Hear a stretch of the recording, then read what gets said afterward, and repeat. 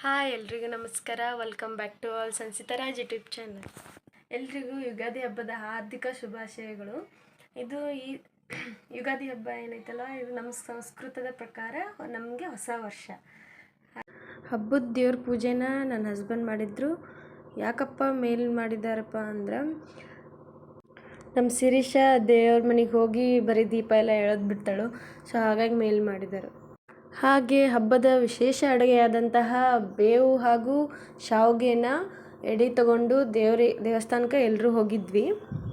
ನಮ್ಮ ಸೈಡ್ ಬೇವು ಹೇಗೆ ಮಾಡ್ತೀವಿ ಅಂತ ಹೇಳ್ತೀನಿ ನಾನು ನಿಮಗೆ.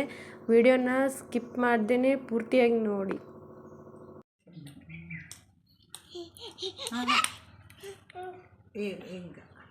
ಈ ಬಟ್ಟದ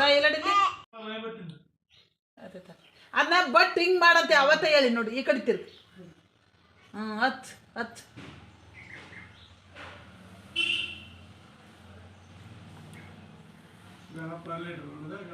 ಈ ಬಟ್ಟಿಲ್ಲ ಚಕ್ ಅಯ್ಯೋ ಬಂಗಾರಿ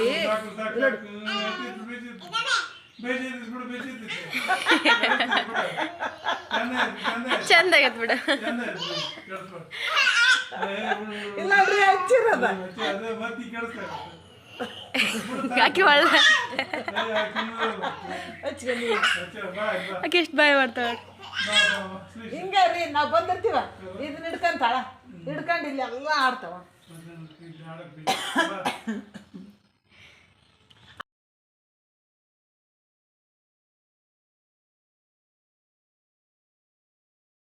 ಇವಾಗ ನಮ್ಮ ಸೈಡ್ ಪುಡಿ ಬೇವು ಹಾಗೂ ಶಾವಿಗೆನ ಹೇಗೆ ಮಾಡೋದಂತ ಹೇಳ್ತೀನಿ ಬನ್ನಿ.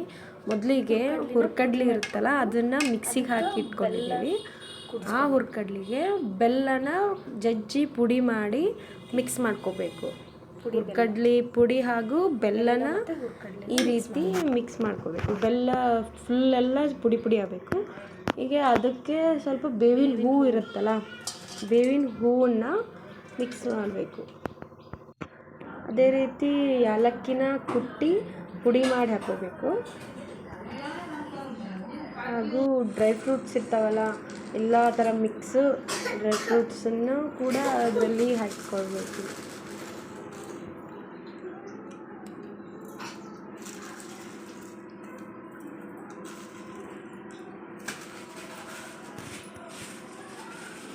ಹಾಗೆ ಇದಕ್ಕೆ ತುರಿದಿರೋ ಮಾವಿನಕಾಯಿ ಇರ್ತೈತಲ್ಲ, ಹಸೆ ಮಾವಿನಕಾಯಿನ ತುರಿದು ಅದರಲ್ಲಿ ಹಾಕಬೇಕಾಗಲ್ಲ.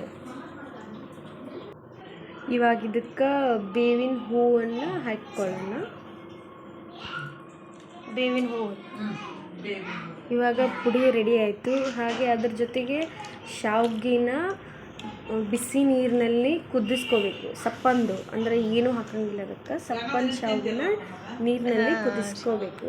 ಅದನ್ನು ಬೇವು ಮತ್ತು ಶಾವಿಗೆನ ಎರಡನ್ನೂ ಮಿಕ್ಸ್ ಮಾಡಿ ಉಣ್ಬೇಕು. ಇದೇ ನೋಡಿ ನಮ್ಮ ಸೈಡ್ ಯುಗಾದಿ ಸ್ಪೆಷಲ್ ಅಡುಗೆ. ನನಗಂತೂ ಇದು ತುಂಬಾ ಇಷ್ಟ ಆಗುತ್ತೆ. ಯಾಕಂದರೆ ಉಣ್ಬೇಕಾದ್ರೆ ಶಾವಿಗೆ, ಪುಡಿ ಬೇವು, ಅದಕ್ಕೆ ಸ್ವಲ್ಪ ತುಪ್ಪ, ಹಾಲು ಹಾಕ್ಕೊಂಡು ಉಣ್ತಾ ಇದ್ದರೆ ಎಷ್ಟು ರುಚಿಯಾಗಿರುತ್ತೆ.